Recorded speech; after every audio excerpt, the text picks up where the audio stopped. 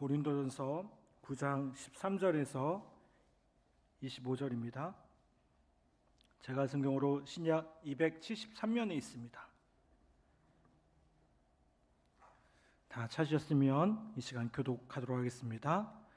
제가 먼저 공독하겠습니다. 그러나 내가 이것을 하나도 쓰지 아니하였고 또 이 말을 쓰는 것은 내게 이같이 하여 달라는 것이 아니라 내가 차라리 죽을지언정 누구든지 내 자랑하는 것을 헛된 대로 돌리지 못하게 하리라. 내가 복음을 전할지라도 자랑할 것이 없음은 내가 부득불할 일이 없습니다. 그러면 복음을 전하지 아니하면 내게 화가 있을 것이로다. 내가 내 자의로 이것을 행하면 상을 얻으려니와 내가 자의로 아니한다 할지라도 나는 사명을 받았노라. 값없이 전하고 복음으로 말미암아 내게 있는 권리를 다 쓰지 아니하는 이것이로다.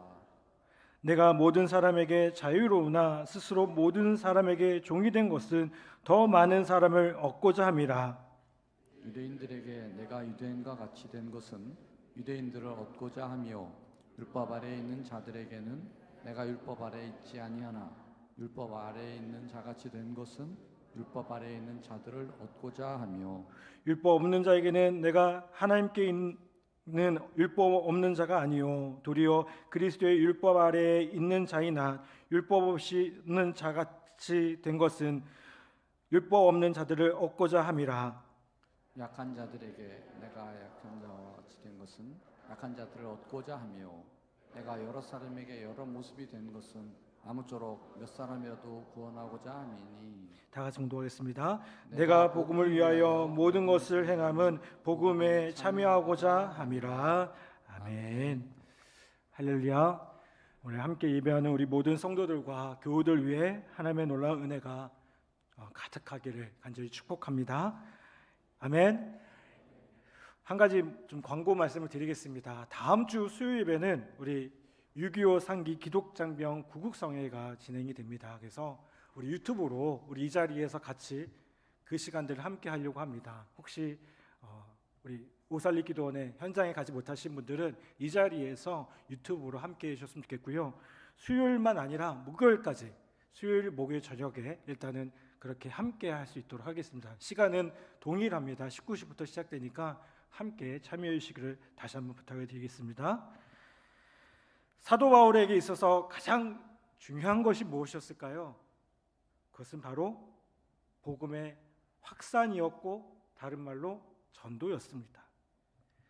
그가 삶의 방식을 선택하는 기준은 어떻게 선택하는 것이 과연 복음 전도에 효과적이냐 하는 것에 달려 있었음을 보게 돼요. 그래서 비록 당당히 요구할 수 있는 권리였음에도요, 사도 바울은 어떻게 했습니까? 복음 전파에 방해가 된다고 한다면 그것을 과감히 포기했습니다. 그래서 바울은 스스로 자비량으로 선교를 합니다. 아무것도 받지 않고 혹시나 그것 때문에 복음 전파에 방해가 될까 봐 자비량으로 전도를 합니다. 오늘 우리는 한 위대한 사도의 모습을 통해서 이 땅을 살아가는 그리스도인의 모습을 다시 한번 생각해 보고자 합니다. 15절부터 17절까지 말씀은 이렇게 말씀하죠. 그러나 내가 이것을 하나도 쓰지 아니하였고 또 이 말을 쓰는 것은 내게 이같이 하여 달라는 것이 아니라 내가 차라리 죽을지언정 누구든지 내 자랑하는 것을 헛된 대로 돌리지 못하게 하리라. 내가 복음을 전할지라도 자랑할 것이 없음은 내가 부득불할 일임이라. 만일 복음을 전하지 아니하면 내게 화가 있을 것이로다. 내가 내 자유로 이것을 행하면 상을 얻으려니와 내가 자유로 아니한다 할지라도 나는 사명을 받아노라. 여러분, 사도 바울이 교회에 요구할 수 있는 모든 권리를 포기했다고 말하는 것은요, 앞으로 그렇게 해달라고 하는 것이 아니었습니다. 사도 바울이 이것을 강조하는 것은 복음을 전파하는 그 순수한 동기를 기억해달라는 거예요. 생존을 위한 방법으로, 생계를 위한 방법으로 복음을 선택하는 것이 아니라 복음을 전하는 것이 하나님께로부터 맡겨진 위대한 소명이고 사명임을 사도 바울은 선포하고 있다는 겁니다. 여러분, 하나님 나라를 향해 믿음으로 살아간다는 것은요, 억지로 끌려가서 하는 선택이 아닙니다. 다른 거 다 하다가 할 수 없어서 마지막으로 선택하는 것이 아닙니다. 복음을 위해 전적으로 헌신하는 것은 영광스러운 것이고요, 또 온 교회가 기뻐해야 할 일임을 보게 됩니다. 그것이 세상이 기대하는 상을 가져오지 않는다 해도 하나님의 나라를 전하는 자로서 직분을 맡았다는 것만으로도 충분히 자랑스러운 것이라는 겁니다. 여러분, 사도 바울은 누구보다도 이 직분의 소중함과 귀중함에 대해서 알고 있었다는 거예요. 그리고 사도 바울은 여기서 더 나아가서 이렇게 고백합니다. 18절 말씀에 보면 이렇게 말씀하죠. 그런즉 내 상이 무엇이냐?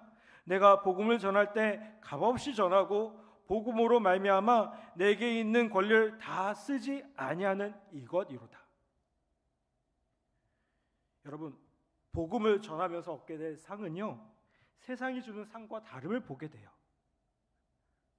세상은 조그만 일에도 대가가 주어지지 않으면, 이득이 없으면 도전하고자 하지 않습니다. 그렇죠? 그래서 세상의 관심은 무엇입니까? 이것이 내게 유익하냐? 뭔가 이득이 되냐? 그렇지 않느냐입니다. 자, 여러분, 오늘 이 예배 자리 가운데 혹시 그런 마음으로 오셨습니까? 그렇지 않으실 거로 저는 믿습니다. 여러분, 사도 바울은 달랐습니다. 상이 무엇이냐? 복음을 전할 때 값없이 전하고 자신에게 있는 권리를 다 쓰지 않는 것, 그것이 바로 상이라는 거예요. 이 말이 잘 이해되십니까?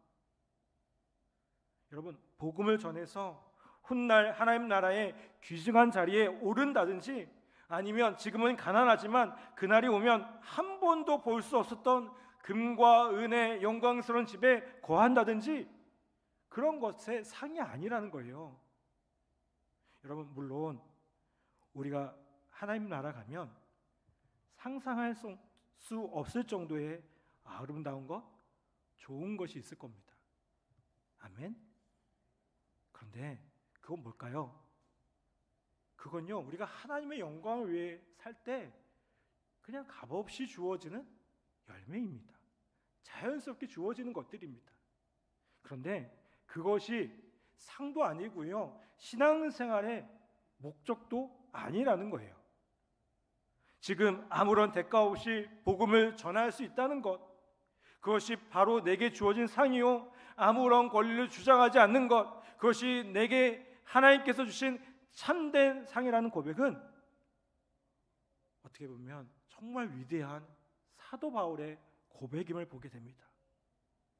여러분, 오늘을 살아가는 우리는 여러 가지 문제들과 어려움들로 힘들어하기도 합니다. 그런데 여러분, 이 삶의 현장 가운데 여러분이 복음을 위해 땀을 흘리고 있다면 여러분은 이미 가장 큰 사랑을, 가장 큰 은혜를 받은 사람들입니다. 세상이 전혀 생각하지 못하고 이해할 수 없는 하나님의 사랑. 여러분, 우리 은혜라는 찬양에 보면 우리가 누려왔던 그 모든 것들이 하나님의 은혜이지 않습니까? 그것이 이미 우리가 누리고 있는 사랑이고 은혜고 상이라는 겁니다. 구원의 그 놀라운 가치를 우리는 이미 누려가고 있는 사람이라는 겁니다. 아멘. 여러분, 여러분에게 진정한 상은 무엇입니까? 여러분이 신앙생활에서 바라고 기대하는 그 상은 무엇입니까? 뭔가 신앙생활 잘함으로 내가 뭔가 물질적으로, 경제적으로, 신앙적으로 뭔가 높아지기 원합니까? 여러분, 바울은 절대 그렇게 말씀하지 않죠.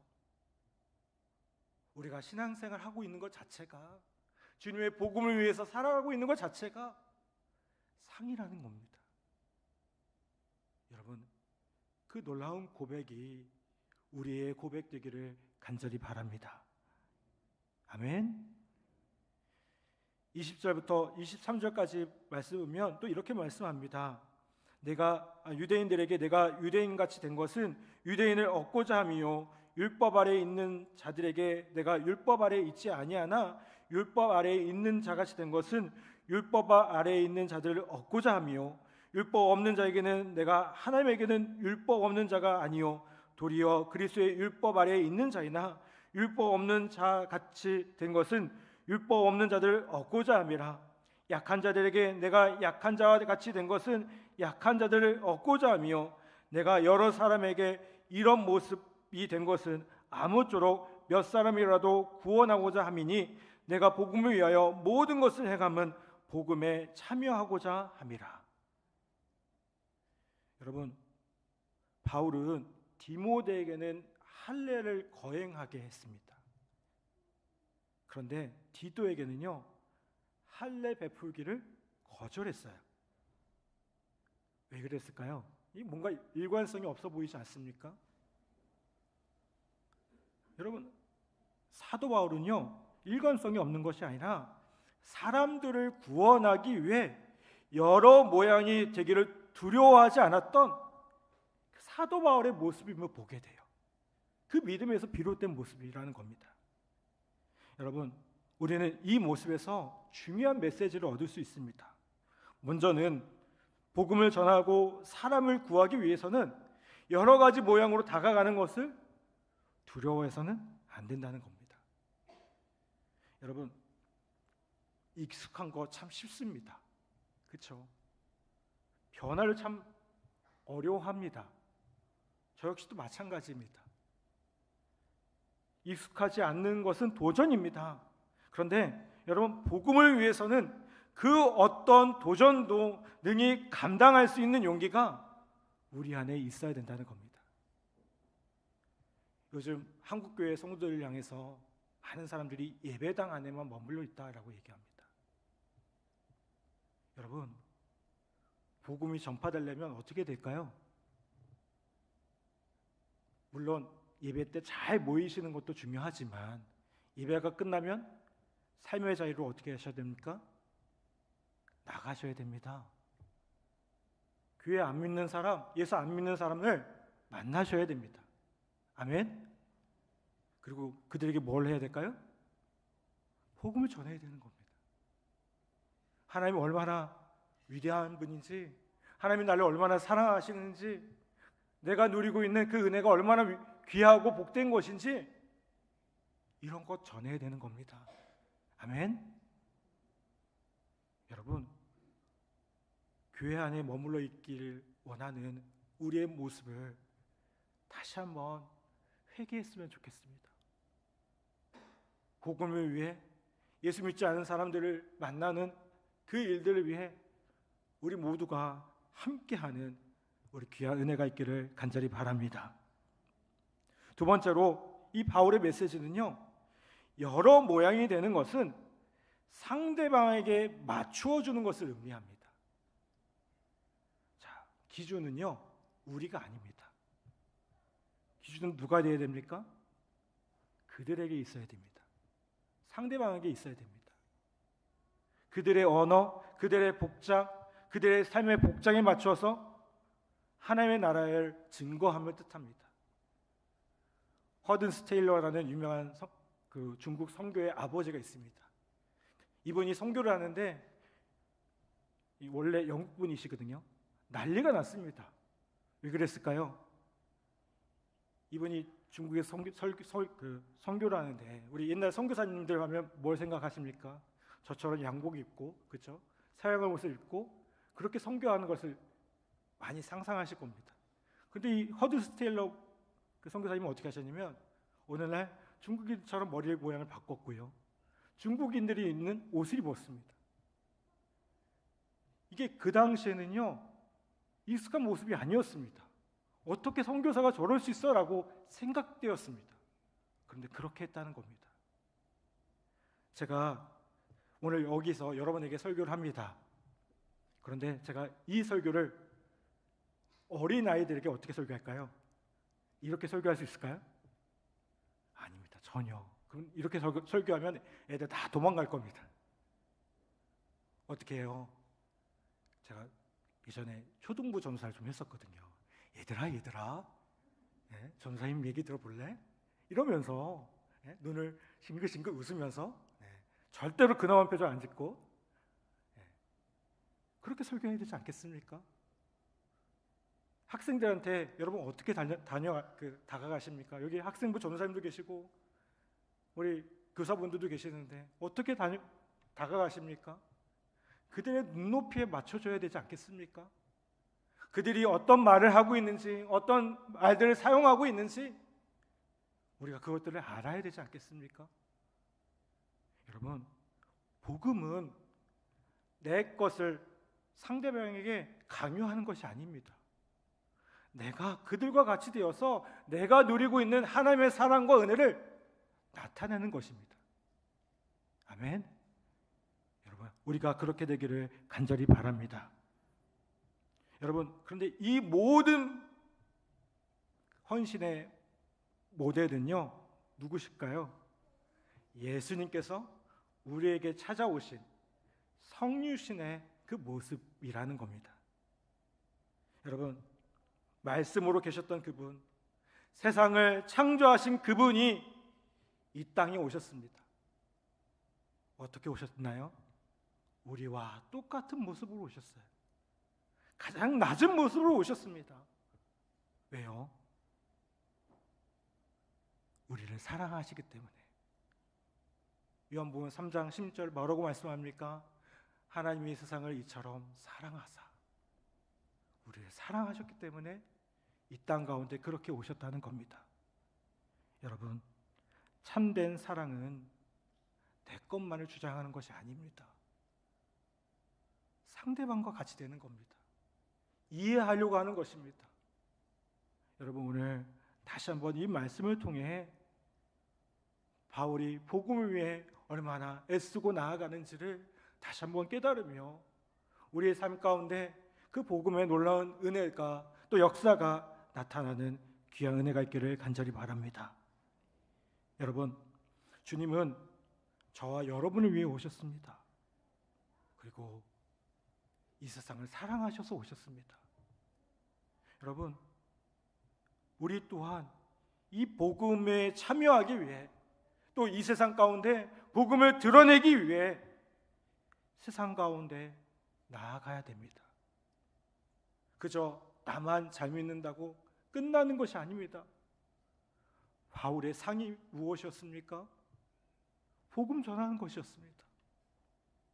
여러분, 오늘 다시 한번 우리의 삶의 자리에서 예배가 끝나고 우리가 돌아가는 그 삶의 자리에서 복음의 은혜가 나타나고 역사가 나타나고 그런 귀한 삶의 모습으로 다시 한번 세워져서 우리가 다시 주일날 만나고 교제할 때에 복음으로 이렇게 살았노라고 함께 간증하고 고백할 수 있는 우리 모두가 되기를 간절히 바랍니다.